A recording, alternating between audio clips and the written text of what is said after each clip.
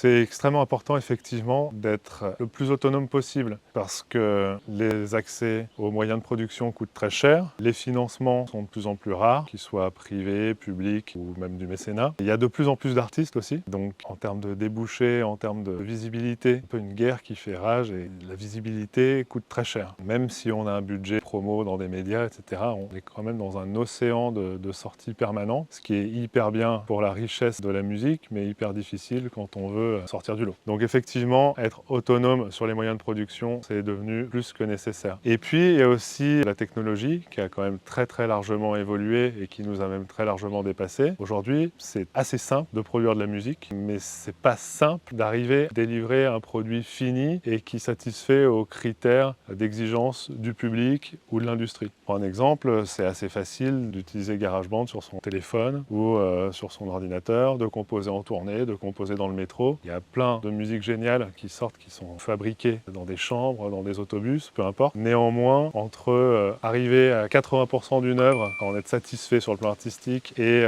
finaliser les 20% manquants qui permettent à cette œuvre-là d'être commercialisable et d'avoir la valeur ajoutée nécessaire, c'est pas la même chose. Et c'est là où c'est absolument nécessaire pour les artistes d'acquérir un minimum de compétences techniques pour finaliser leur propre création.